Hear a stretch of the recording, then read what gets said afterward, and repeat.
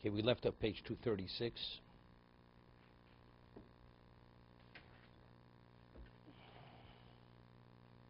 Chaf Aleph. Hayorok shedome li'isbi asodeh. You have an esrog which is green, in intense green, similar to grass, posul. Elvin chose lamar esrog koshe shemashin also. Means there's a green that even after you leave it, it never turns yellow. It's permanently green. So if it's that level of green, which it's never meant to change to be yellow, it's posul. It has to be a green which ultimately will change to its natural color, which is yellow. If you leave it for a while, it will revert back to its natural color, which is yellow. Let's see. Chaf Aleph. He says because it's indicated that it hasn't grown sufficiently. But if it doesn't have that intense green, and already you see certain shades of yellow in it, or some degree of changing, the mistama nigmar period is completed.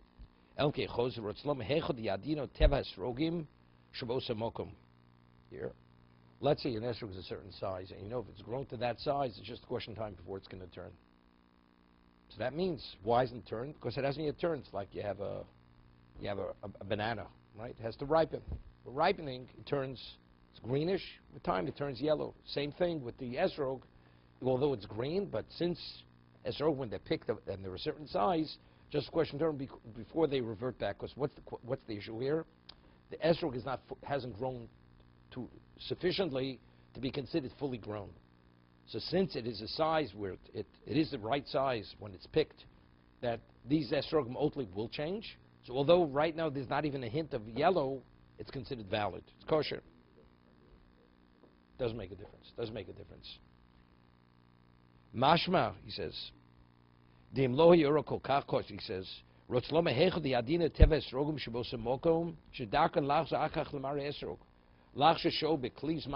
Although you may have to leave it sitting in a vessel for an extended period of time. Even though it's fully green, there's not a hint of yellow, it's valid. Since ultimately it will turn to its natural color, this indication it's grown sufficiently.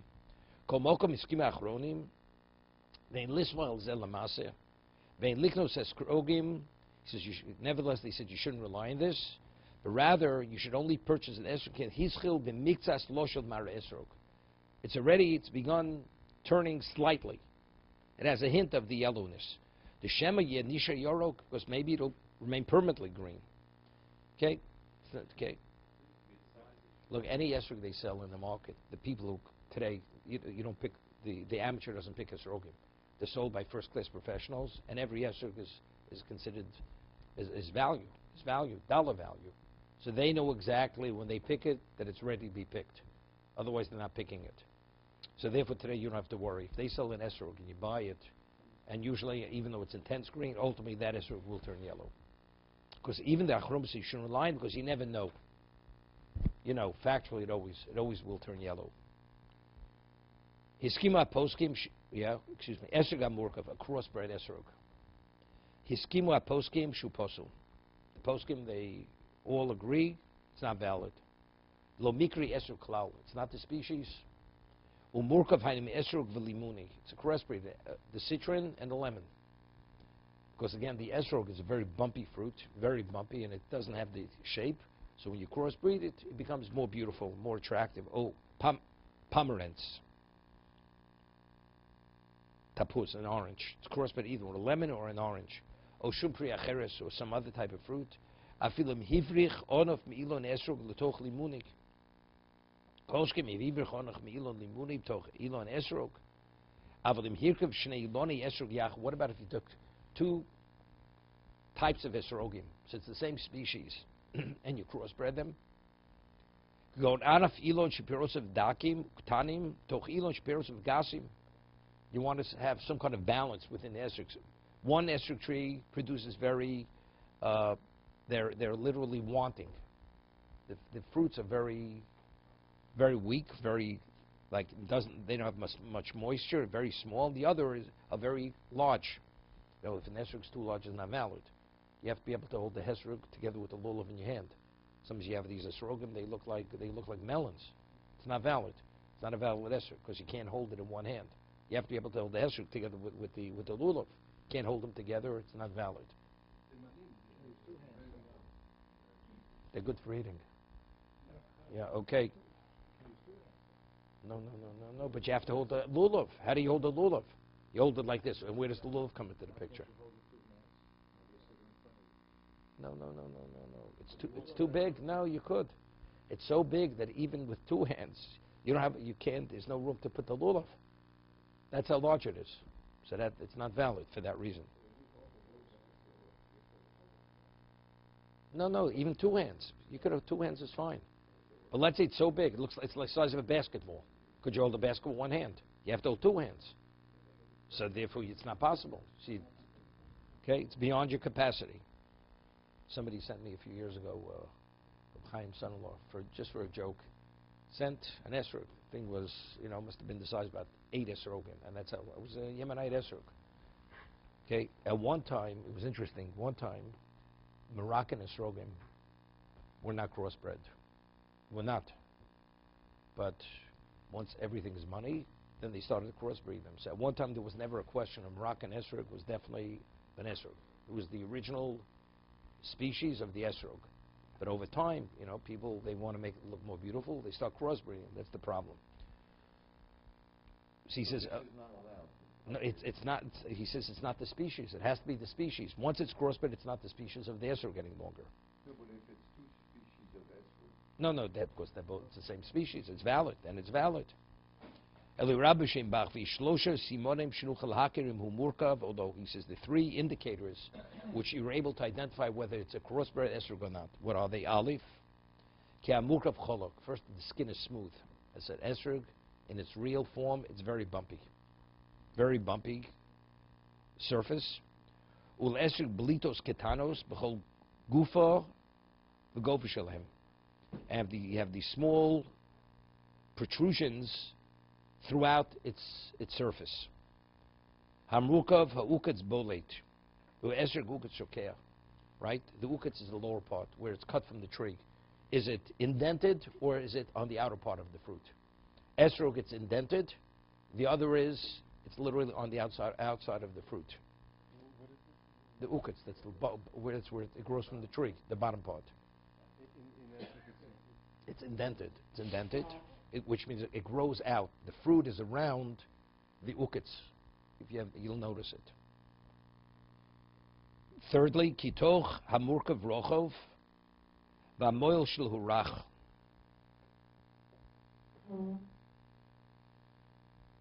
V'aklipa mutzas dainu bein aklipa elyono shidaka kiglid bein atoch shichadri azera im aklipos and dako.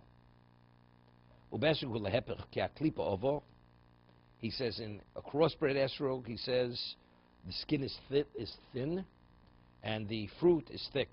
With an esrog, the rind is very thick. It's very thick, the esrog rind. And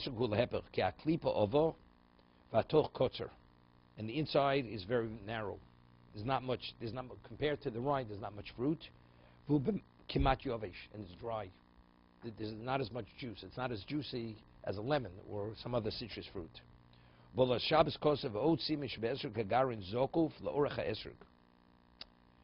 Yeah, the seeds. The question is how the seeds are arranged in the esrog. They're actually vertical. They're not horizontal. Yeah, that's the difference. In an esrog, it's not exactly vertical. It's like on a diagonal. In a lemon, the seeds lie flat. First, the seeds are different seeds. They're a little bit longer. The Bukuri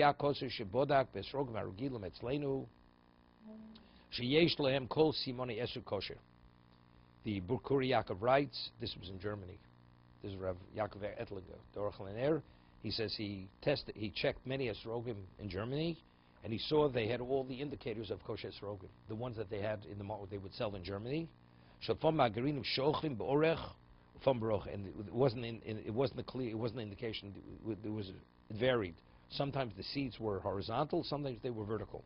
Okay,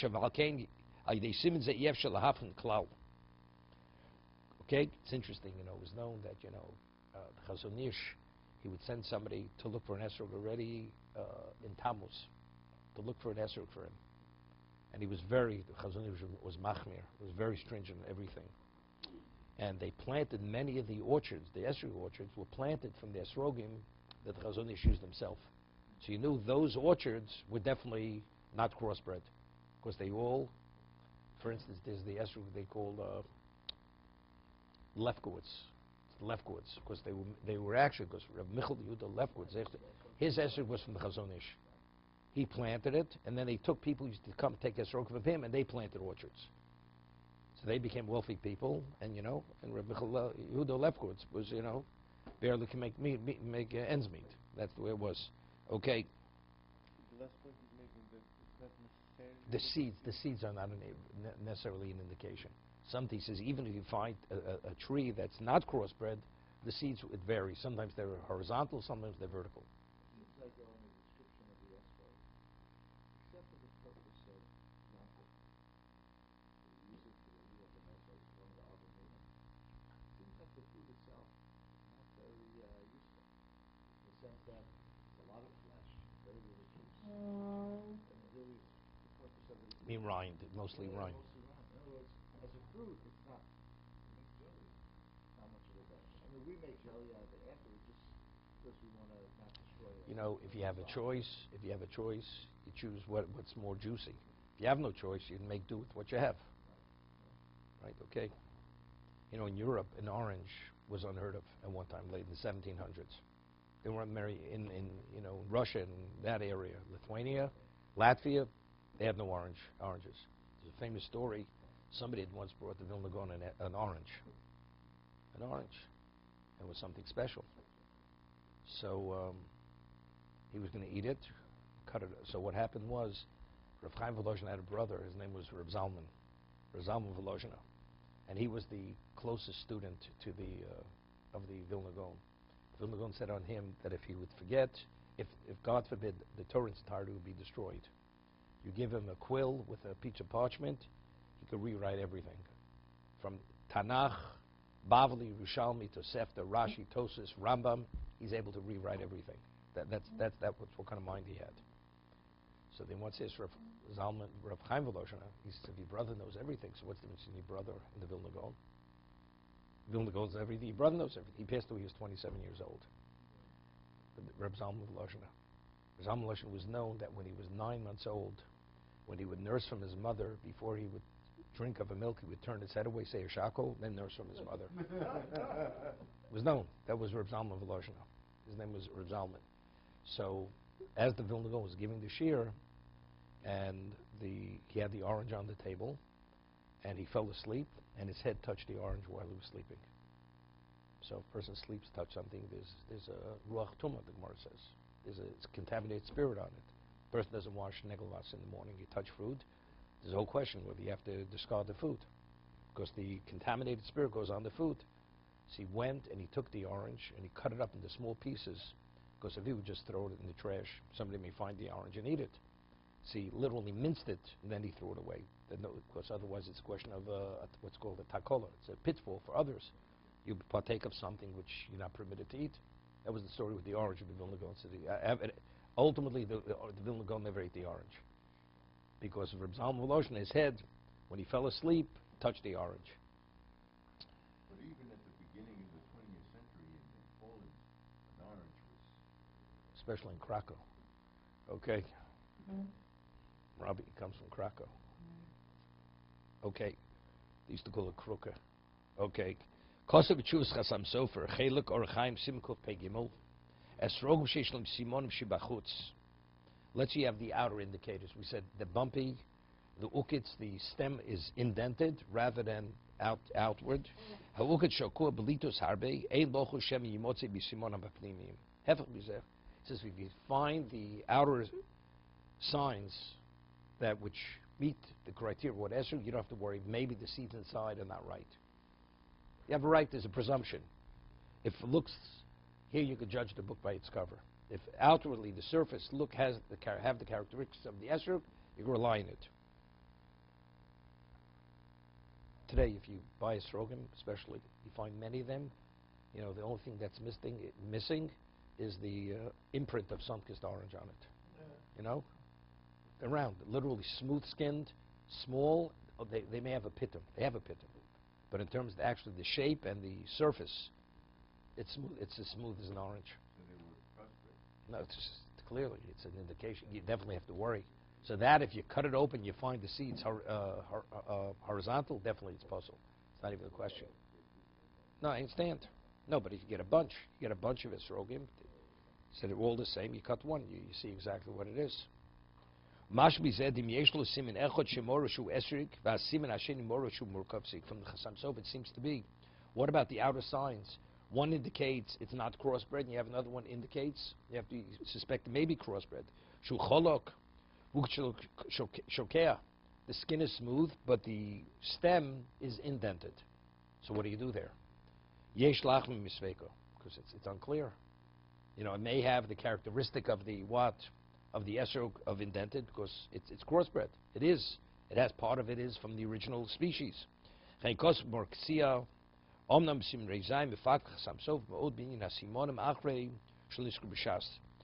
doesn't mention these simonim. The very indicators or the characteristics of an esrog are not discussed in the Gemara. Dato l'masei liswach el simonim klal l'hokel v'dinin shel esrog kidin oftor denechol b'msoras. This birds. The birds, if a bird is a predator bird, the Gemara says, is not a kosher bird. Right? Torah says specific species, but you don't know exactly what species it is. You have subsets of those species. What is, what's not. You know what an eagle is. You know what a raven is. Right? You know what a pelican is. You know this. Or an osprey. You know what that is. But the other birds you don't know. And they came up. I mean, if you study Chulin, the Meiri speaks about birds, the starling. Different bird he mentions, and the Meiri calls it, that bird is a kosher nut. So they all say it's all based on the Masorah. There was a case maybe 10 years ago, maybe a little more. To be a kosher species, animal's clear. It has two signs, choose its cut, split hooves, it's a kosher species. So there was a question that the cattle in Argentina that has choose its cut, split hooves, but it has a hump on its back. Behind its right behind its neck is a hump. So the question is, well, what is it? Are you permitted? Even though it has, maybe it's some kind of, what happens if you have we discussed, you have an animal born from a non-kosher species, has both signs. It's not valid. It's not kosher. Because since it comes from a non-kosher species, it's not kosher. Doesn't matter, because there's a principle called yotzim min hatomi tomi. Anything that comes from a non-kosher species is a non-kosher species. Who knows? I don't know. You don't know where it came from, the original. You know, maybe there's some kind of mutation of whatever it is. So they asked Rabbi Yosef, are you permitted to eat this kind of, and it was a quality type of steer from, he ruled it wasn't a problem. It wasn't considered mutation. It's not. It is it is a kosher species. It happens to have a hump. That's it. What rove? Look, anybody has a question, halachic, Alan will leave his number. 24 hours. Yeah, he'll give you his beeper number, and that's okay, not a problem. Okay. There is no rove because they all have a hump. What's the rove? Cows don't have a hump. So just the opposite. So maybe you should be suspect that it's a problem. Right? It's a different, maybe originally it came from a non-kosher species, and now they just, they propagated from there. I understand.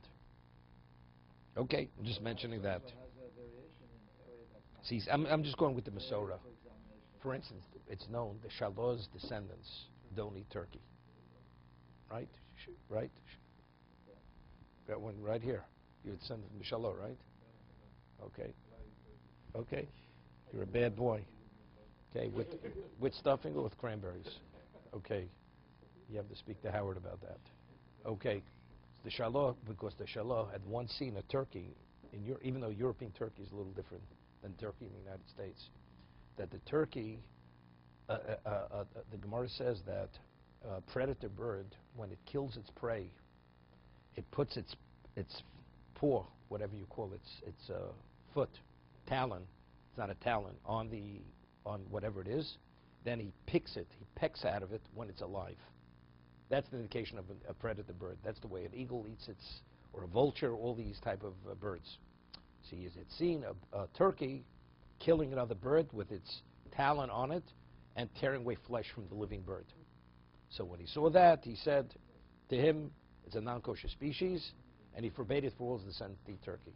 So many people who descend from the Shalom, they don't eat turkey for that reason.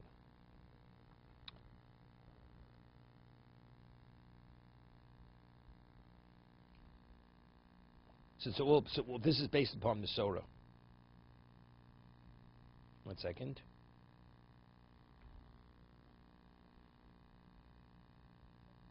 Now,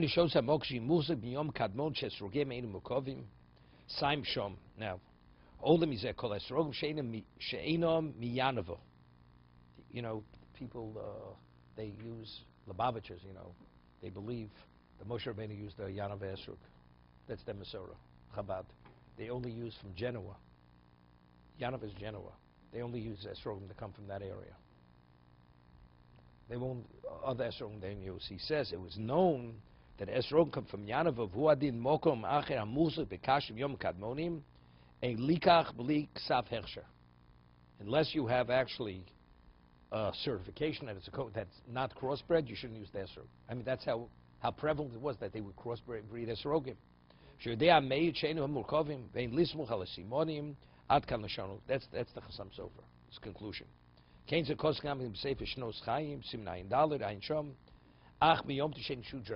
What about the second Yom Tov, which is only rabbinical?